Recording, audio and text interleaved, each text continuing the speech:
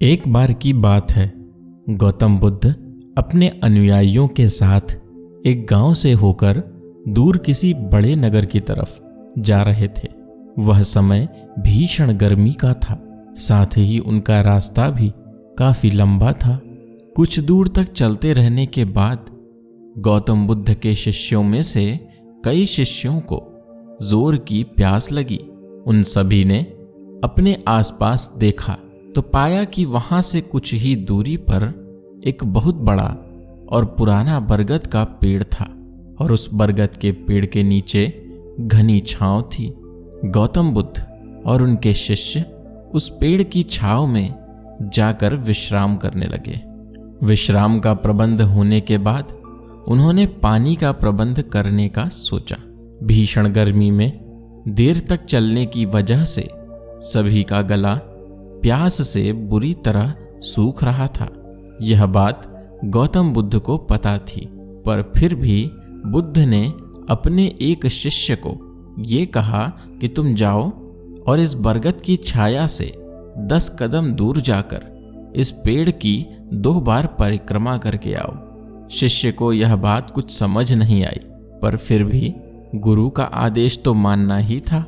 शिष्य उठा और उसने बरगद की छांव से 10 कदम दूर जाकर पेड़ की 2 बार परिक्रमा की।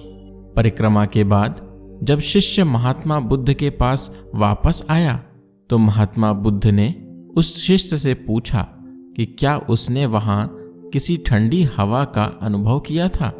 शिष्य ने उत्तर दिया, हाँ, मुझे उत्तर दिशा की तरफ से कुछ ठंडी हवा का अनुभव हुआ था। शिष्य की बात सुनकर महात्मा बुद्ध बोले कि तुम तुरंत उस दिशा की ओर जाओ, वहां तुम्हें अवश्य एक तालाब मिलेगा।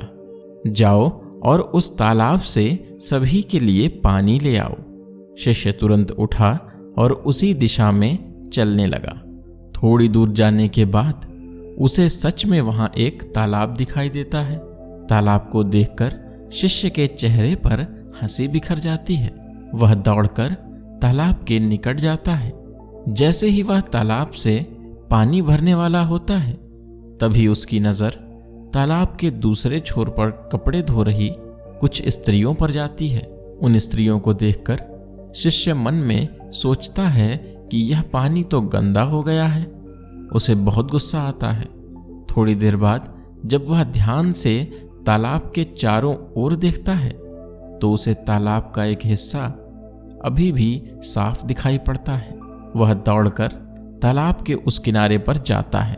जैसे ही वह फिर से पानी भरने वाला होता है कि तभी इतने में 2 बैलगाड़ी तेजी से तालाब के किनारे से होती हुई जाती है। बैलगाड़ी के पहिए तालाब की मिट्टी के ऊपर से इतनी जोर से निकलते हैं कि तालाब के नीचे बैठी बहुत सारी मिट्टी तालाब के ऊपर आ जाती है, जिस वजह से तालाब का साफ पानी भी गंदा हो जाता है। यह देख शिष्य निराशा में बिना पानी भरे क्रोध में महात्मा बुद्ध के पास वापस चला आता है।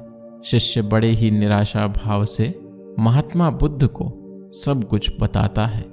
उस शिष्य की बात सुनकर बाकी सारे शिष्य विचलित हो उठते हैं।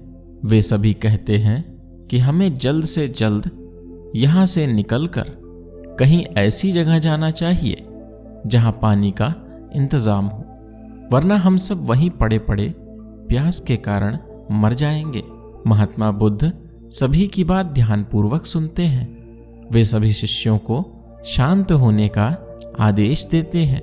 वे उन सभी को धीरज रखने को कहते हैं। महात्मा बुद्ध उन सभी को आश्वासित करते हुए उचित समय आने तक संयम बनाए रखने को कहते हैं। सभी शिष्य महात्मा बुद्ध की बात सुनकर शांत हो जाते हैं और वहीं बैठ जाते हैं। कुछ समय तक कोई कुछ नहीं कहता है।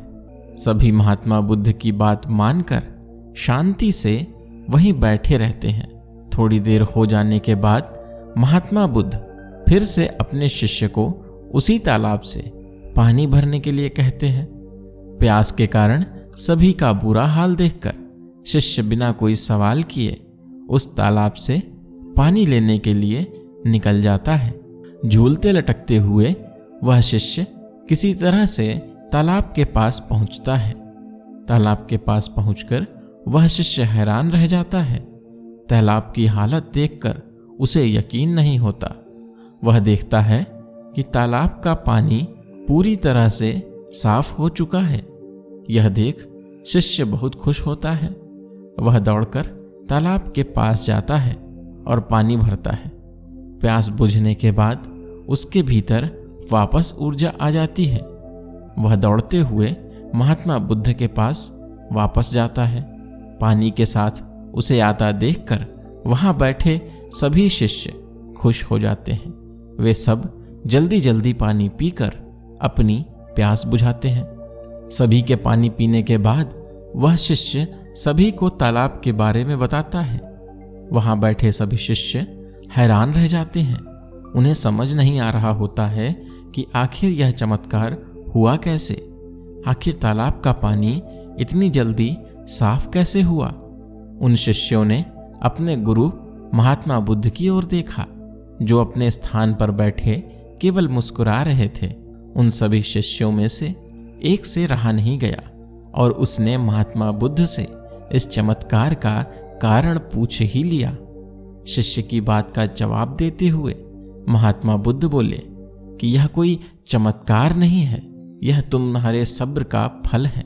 यह फल है तुम सभी के सब्र बनाए रखते हुए उचित समय का इंतजार करने का। जब हम सब धैर्यपूर्वक बैठकर अपनी बेचैनी को काबू कर रहे थे, उसी समय तालाब के पानी के ऊपर तैर रहे सभी गंदे तत्व और मिट्टी तालाब के पानी के नीचे बैठ रहे थे। उचित समय के बाद जब शिष्य तालाब के पास पहुंचा, तब तक उस तालाब के सभी दूषित कण नीचे बैठ चुके थे, जिस वजह से तालाब का पानी पहले की तरह साफ हो चुका था और तालाब साफ दिखाई दे रहा था।